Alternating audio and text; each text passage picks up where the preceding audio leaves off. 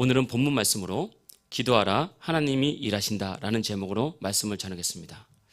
얼마 전에 요즘 방송으로 많이 하는 어떤 다니엘 기도회인가 어딘가에서 제가 한 시골교회 목사님 간증을 들었습니다. 이 목사님 젊은 목사님이시거든요.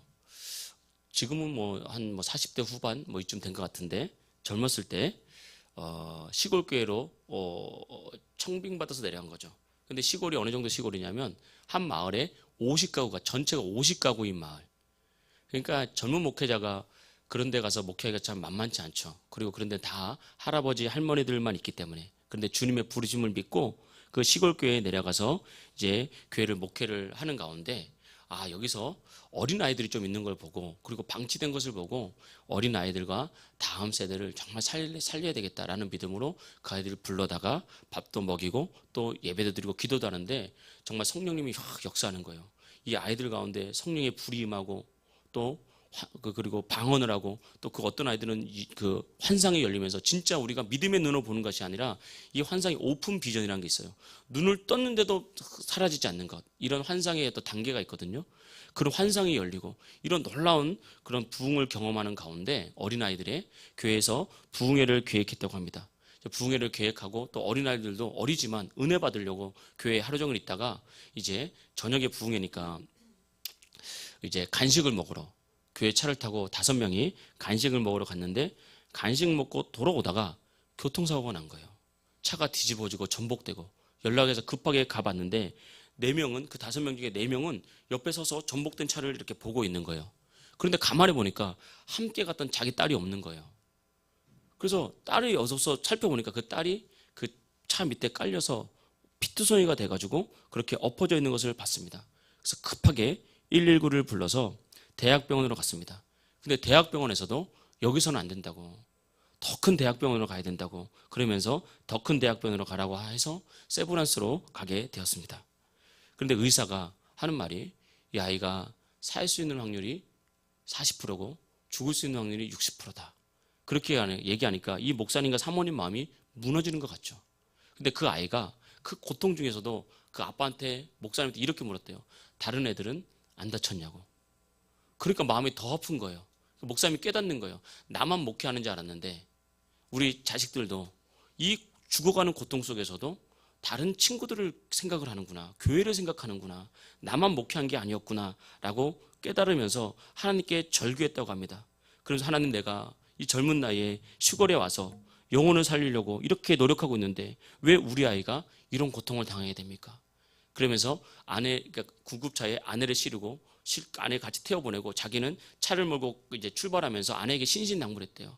우리가 우리 딸을 보는 게 마지막일 수 있으니까 아이에게 그동안 못했던 말을 하고, 그리고 마지막까지 하나님만 바라볼 수 있도록 잠들지 않게 해라. 계속 하나님 바라볼 수 있도록 그렇게 옆에서 말을 걸어줘라. 그리고 차를 타고 가는데 너무너무 고통스러웠답니다. 그래서 병원에 도착해서 막 급하게 응급실에서 검사를 하는데, 그 여자아이 골반뼈가 이제 여러 개 부러지면서, 이 뼈가 부러지면 날카롭잖아요.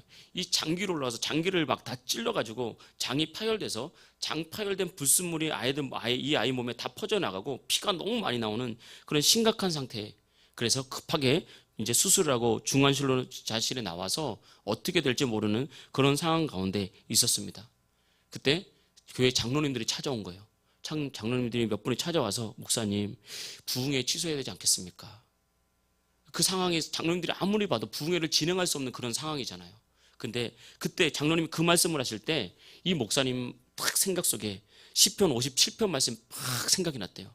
시편 57편 말씀은 이 다윗이 사울왕을 피해서 죽음의 위협 가운데 있을 때 절망적인 상황 가운데 하나님께 기도했던 내용입니다. 그때 다윗이 처음에 기도할 때는, 하나님, 나를 도와주세요. 이 고난이 지나가게 해주세요. 처음에는 다윗의 기도가 이렇게 시작을 했답니다. 근데 기도를 하면 할수록 다윗의 마음이 바뀌기 시작하면서 다윗이 이런 생각을 하는 거죠. 내가 언제까지 내가 이 상황이 힘들다고만 낙심하고 절망하겠느냐. 여기도 하나님 계시지. 저 왕궁에도 하나님이 있다면, 내가 죽음의 위기에 처한 여기도 하나님 계신데, 그러면서 그 마음이 바뀌기 시작했다는 거예요. 기도하기 전에는 그냥 절망이고 기도하기 전에 그냥 낙심만 찾아왔는데 기도하기 시작하니까 하나님이 보이니까 담대함이 생기고 그 안에 역사하신 하나님의 역사가 기대가 되기 시작하면서 다윗이 기도 내용이 바뀐 거죠. 이어서 고난만 지나가게 해주세요. 언제까지 이 고난 당해야 됩니까? 그러다가 하나님, 내 마음이 확정되고 확정되었사오니 내가 노래하고 내가 하나님을 찬송하겠습니다. 이렇게 기도가 바뀌는 것입니다. 그러면서 다윗이 그 기도를 통해서 결단하는 거죠. 언제 죽을지 모르는 비창한 상황이지만 내가 오직 하나님만 찬양하겠습니다. 절망의 자리에 누워있지 않고 믿음으로 일어서겠습니다. 라는 거룩한 결단을 한 거죠. 그때 하나님은 정말 이 다윗의 기도처럼 다윗을 사울왕이 죽이는 그 죽음에서 건져주시고 이후에 다윗을 왕으로 세운 겁니다. 힘들지만 말씀 붙잡고 일어나니까, 힘들지만 그 상황 속에서 기도를 하니까 역사하시더라는 겁니다. 그래서 그 말씀 딱 붙잡고 그 목사님이 장로님한테 말했대요. 장로님, 그냥 부흥합시다. 내가 옆에 있는다고 해서 이 아이가 죽을 것도 아니고, 내가 옆에 있는다고 해서 살아날 것도 아니고, 이 아이는 하나님께서 하셔야 되니까 하나님께 맡기고 우리 부흥합시다. 우리 이 믿음이 있어야 됩니다. 내가 상황을 어떻게 할 수 없는 거예요.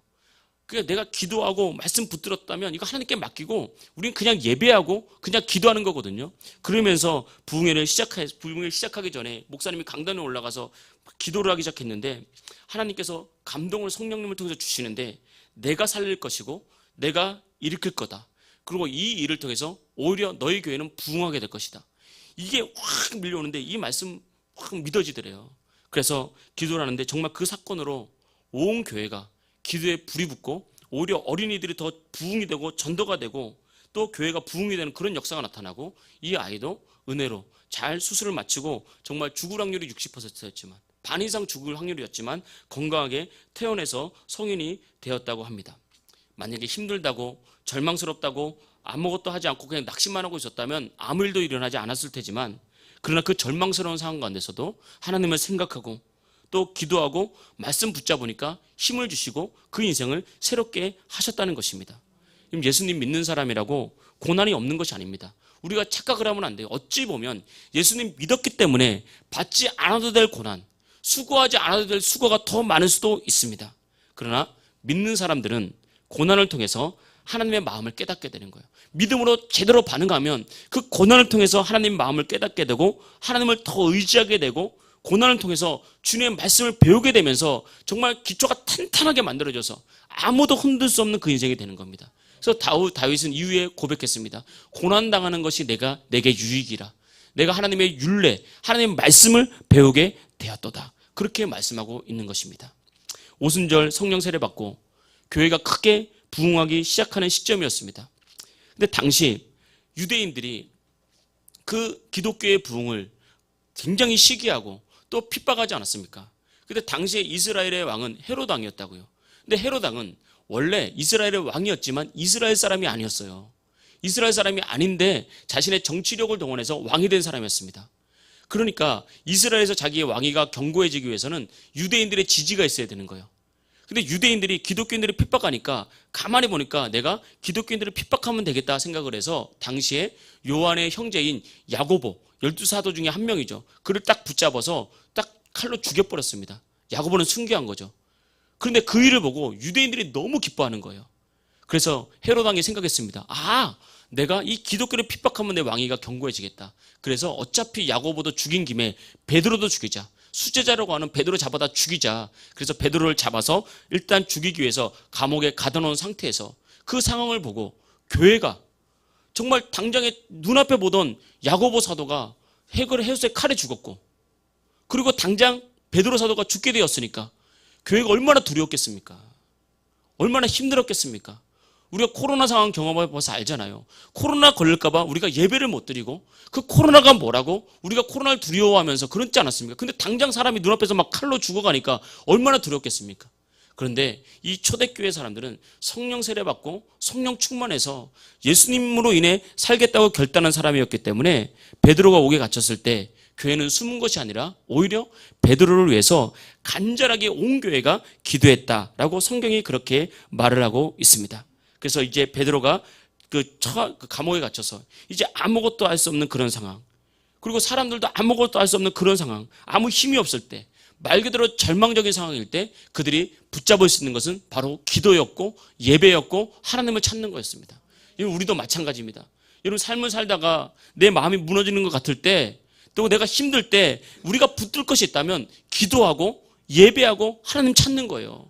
그러면 그 목사님 딸이 살아났을 뿐만 아니라 그것을 통해서 더 큰 은혜가 임했던 것처럼 여러분 삶도 마찬가지입니다. 하나님은 우리가 다 이해할 수 없을 뿐이지 하나님은 계획이 있고 뜻이 있고 섭리가 있다는 거예요. 우리가 믿음으로 반응하기만 하면 하나님께서 반드시 큰 일을 주실 줄 믿습니다.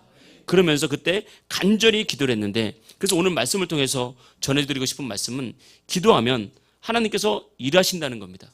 그러니까 문제를 만났을 때 낙심하지 말고 우리가 하나님께 기도하자는 거죠. 눈앞에 보이는 현실 때문에 우리가 실망하지 말고, 우리가 눈앞에 보이는 현실 때문에 마음 놓지 말고 우리가 하나님 찾으면 반드시 하나님이 그 상황 속에서 역사를 일으켜 주신다는 것입니다.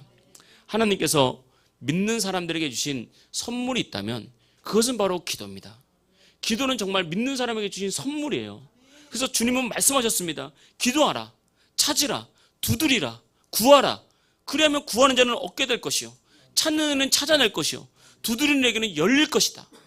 이것이 바로 기도의 비밀이거든요. 그래서 우리가 예수님을 구주로 영접하고 하나님의 자녀가 된 우리에게는 기도의 특권이 있고 기도의 능력이 있어서 우리가 믿음으로 기도하면 하나님께서 찾게 하시고 열리게 하시고 하나님께서 우리 인생을 세워주신다고 약속을 하고 있습니다.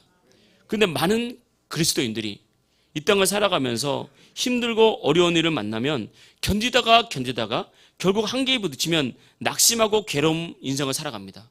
이렇게 되면 신앙을 다 까먹게 된다고요. 저도 목회하면서 수시로 느끼는 거지만 정말 낙심될 때가 많다고요. 기도하고 말씀 전하는데 성도들이 잘 세워지지 않고 교회가 잘 부흥되지 않고 오래 가정이 평안함이 없고 그럴 때 제 마음에 낙심이 확 찾아온다고요. 하나님 살아계신데 언제 하나님의 뜻이 이룰까? 그러면 기도가 안 돼요. 그냥 낙심 찾아오면서 계속 인간적인 방법이 생각나게 돼요. 뭘 해줄까? 어떻게 할까? 그런데 이게 함정입니다. 그때 기도하면 하나님께서 여지없이 말씀하십니다. 두려워하지 말라고. 내가 앞서 행한다고. 너는 나만 보고 목회하라고. 그러면 하나님께서 반드시 도와주신다고. 때가 되면 역사하신다고. 하나님께 주신 말씀이 있다고. 저에게도 주신 말씀이 있기 때문에 그 말씀 붙잡고 계속 가는 겁니다. 그러면 때가 되면 하나님께서 그 말씀 반드시 이루십니다.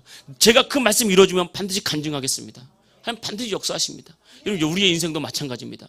우리가 이 땅을 살아갈 때 많은 사람들이 힘든 일 만나고 어려운 일 만나고 견디다 안 돼서 결국 한계에 부딪히면 낙심한다고요. 기도하던 사람이 낙심하면 기도 안 합니다.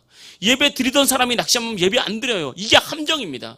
그러나 우리가 이런 상황 가운데서 믿음으로 탁 반응하면서 질병 중에 기도하고, 질병 중에 몸에 질병이 있을 때 내 힘으로 감당할 수 없는 문제가 있을 때 주님 앞에 나서 예배하고 또 예배하고 또 예배하면 하나님 반드시 역사하시고 그 인생을 열어주시는 것입니다.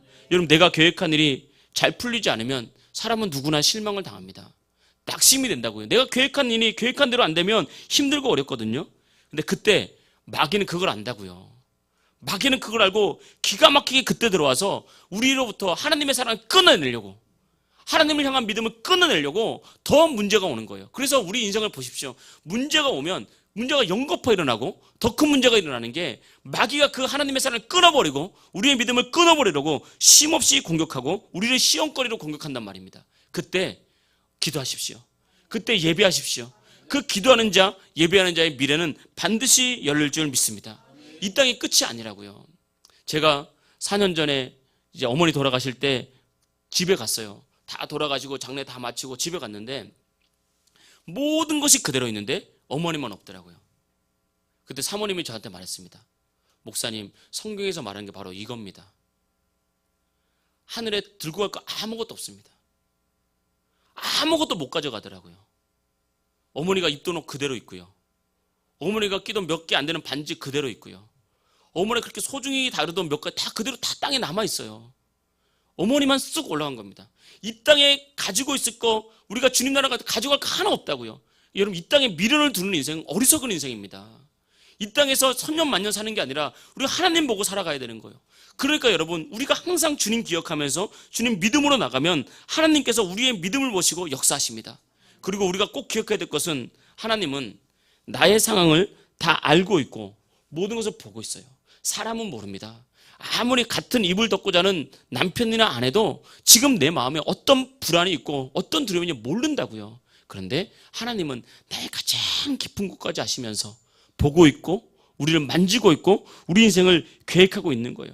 그래서 내가 보기에는 끝이라고 생각하지만 그 상황에도 하나님은 나를 향한 계획을 계속해서 만들고 있어요. 그래서 절망해서 눈을 돌려서 하나님 바라보면 열린 문이 보이고, 절망해서 눈을 돌려서 하나님 바라보면 하나님 믿어지면서 이 상황이 끝이 아니라 하나님의 새로운 계획이 있다는 것을 알게 되는 것입니다. 그래서 여러분, 우리가 여러 가지 문제를 만났을 때 낙심해서 쓰러져 있지 말고 하나님께 나오는 것, 이게 참 중요해요. 이게 기회입니다. 그래서 여러분, 저는 목회하면서 그런 생각 참 많이 해요. 우리에게 수요 예배도 있고 금요 예배도 있고 새벽 예배도 있고 때로는 부흥회도 있고, 이게 복이구나. 믿음은요, 들음에서 납니다. 여러분 세상에 나가서 말씀을 어디서 들을 수 있습니까? 성령의 임재를 어디서 경험할 수 있습니까? 그러니까 여러분, 우리가 수요 예배를 드리고 금요 예배를 드리고 힘을 내서 새벽 예배도 드리고 또 때로는 기도하고, 이런 것들이 우리를 살리기 위한 하나의 방법이기 때문에 여러분, 이 말씀을 들을수록, 내가 예배할수록, 내가 기도할수록 여러분의 삶은 열리고 여러분의 삶에는 축복이 반드시 오게 되는 것이고, 낙심과 절망은 눈 녹듯이 사라지는 것입니다. 어느 순간 불안이 떠나가는 것입니다. 어느 순간 우리의 인생이 열리게 되는 줄 믿습니다. 그래서 여러분, 찬송가 370장에는 이런 찬양이 있어요. 주 안에 있는 나에게라는 찬양인데 3절 가사에 보면 이런 가사가 있습니다. 그 두려움이 변하여 내 노래 되었고 전날의 한숨 변하여 내 기도 되었네. 주님을 찬송하면서 할렐루야 할렐루야, 내 앞길 멀고 험해도 나 주님만 찬양하리. 내 두려움이 변해서 노래가 되는, 주님을 찬양하는 찬양이 되는 거예요. 정말 얼마나 아름답습니까? 성경은 분명히 말했습니다. 우리가 하나님을 위해서 하는 수고와 헌신은 결코 헛되지 않는다고 말했습니다. 여러분들이 하나님을 위해서, 복음을 위해서, 주님의 몸된 교회를 위해서 수고하고 헌신하는 것 결코 헛되지 않습니다. 때가 되면 주님께서 보상해 주시고 갚아주시고 30배, 60배, 100배의 열매를 주시면서 내 때에 다 받지 못한 것 그 자녀에게 1000배까지 복을 주신다고 주님 말씀했다, 이 말입니다. 그래서 여러분, 우리가 주님께 나와서 기도할 때 여러분, 우리의 기도를 통해서 그 두려움이 변해서 정말 우리 삶을 기쁘게 하는, 주님을 찬양하는 노래가 있는 인생이 될 것입니다. 여러분, 전날에 한숨 푹푹 쉬거든요. 제가 장로님에게 늘 말해요. 예배 시간에 한숨 좀 쉬지 마십시오.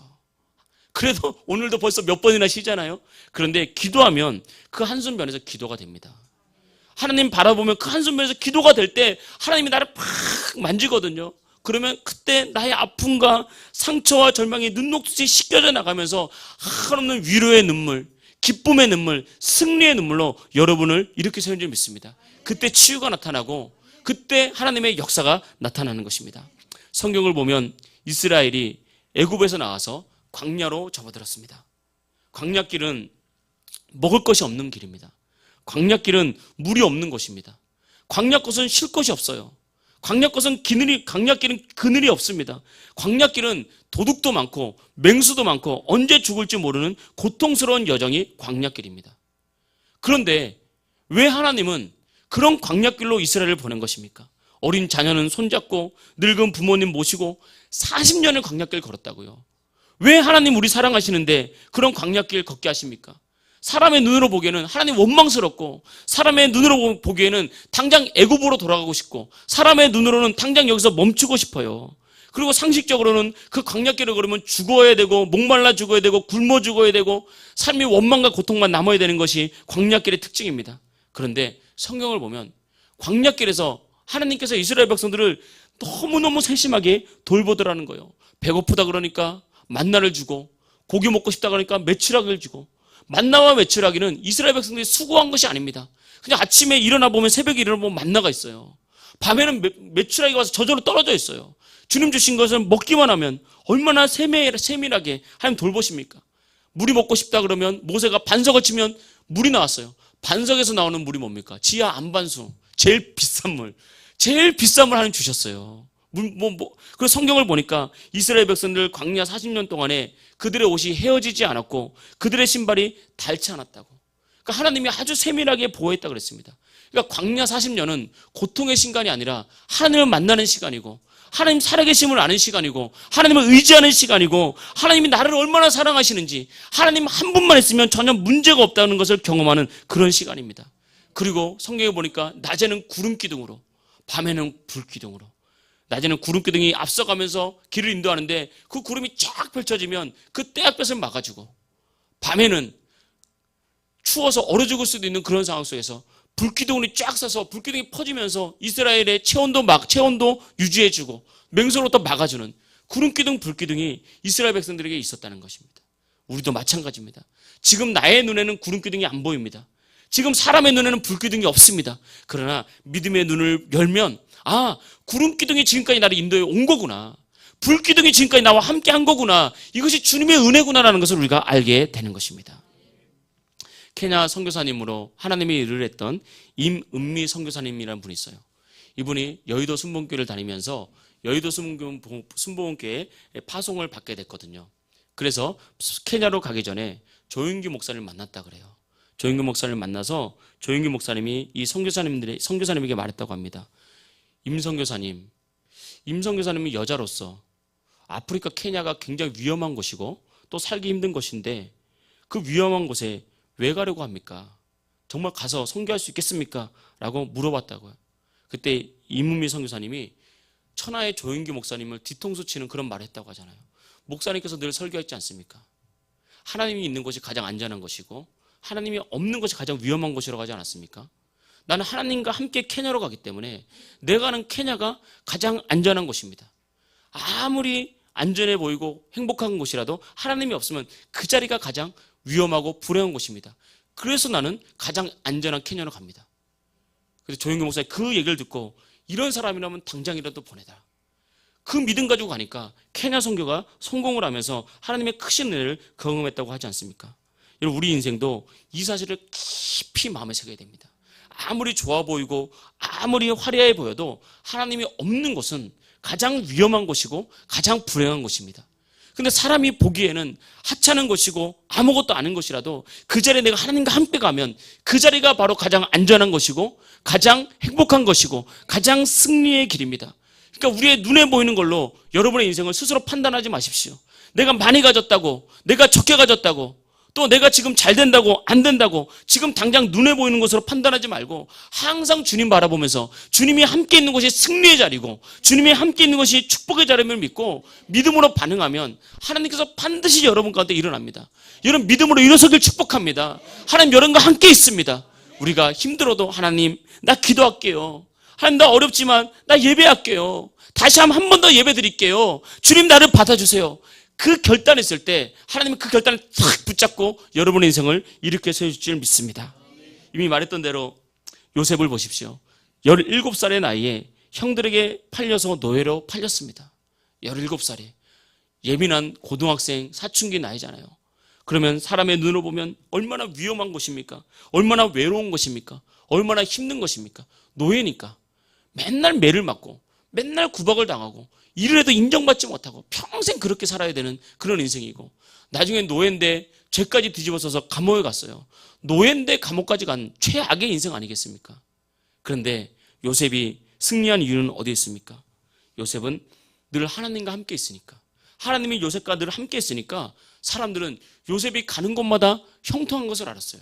하나님이 함께하니까 노예의 자리가 실패의 자리가 아니라 형통의 자리였고 하나님이 함께하니까 감옥의 자리가 절망의 자리가 아니라 꿈의 자리였습니다. 그 감옥에서 2년 만에 애굽의 총리가 되는 그런 축복의 자리, 기적의 자리로 하나님이 감옥을 만들었다는 거예요. 낙심하지 않으니까, 실망하지 않으니까, 여전히 하나님 바라보니까, 하나님과 동행하니까, 우리로 말하면 간절히 기도하고 주님 찾고 예배하니까.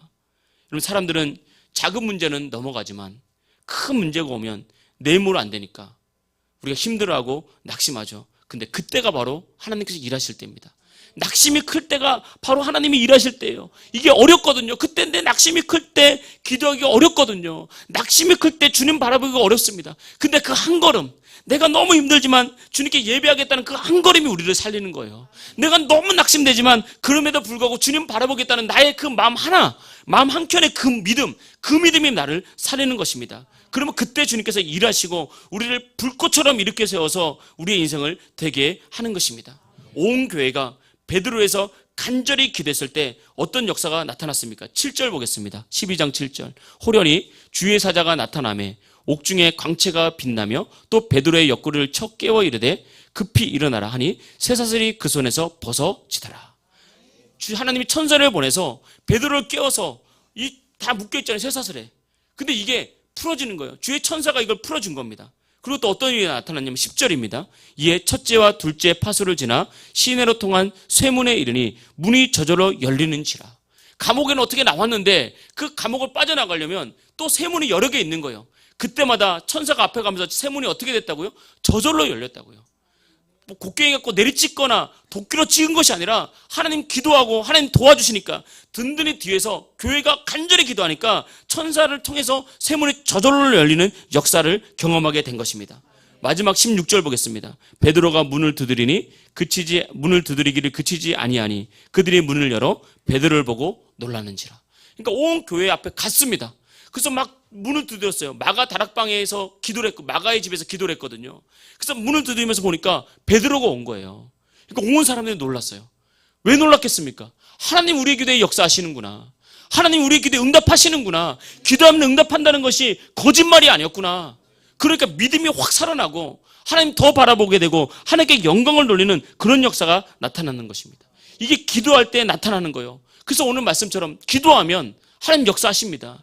기도하면 하나님 응답하십니다. 기도할 때 하나님께서 일하시는 것입니다. 그리고 우리가 이 사실 믿고 우리도 기도했으면 좋겠습니다. 여러분 삶의 현장에서 또 여러분 가정에서 또 교회에서 기도하면 하나님께서 닫힌 문을 열어주시고 내 계획대로 되지 않는다고 낙심하지 않고 기도할 때 하나님을 의지할 때 하나님께서 다시 내 인생을 열어주시며 반드시 더 좋은 계획으로 정말 세상 사람들이 깜짝 놀랄 정도로 하나님 놀라운 축복과 승리가 여러분에게 임할 줄 믿습니다. 우리가 힘들고 어려워도 낙심하지 말고 꿈을 꾸길 축복합니다. 우리가 빈자리가 많지만 저 빈자리 내가 채워야지. 하나님께서 나에게 주신 자리야 라고 꿈을 꾸길 축복합니다. 기도하고 믿음으로 나갈 때 반드시 하나님께서 여러분의 인생을 열어주실 것이고 여러분의 인생을 통해서 하나님 영광 받는 그런 놀라운 축복을 줄 믿습니다. 이런 은혜가 저와 여러분에게 함께 있길 주의 이름으로 축복합니다. 할렐루야.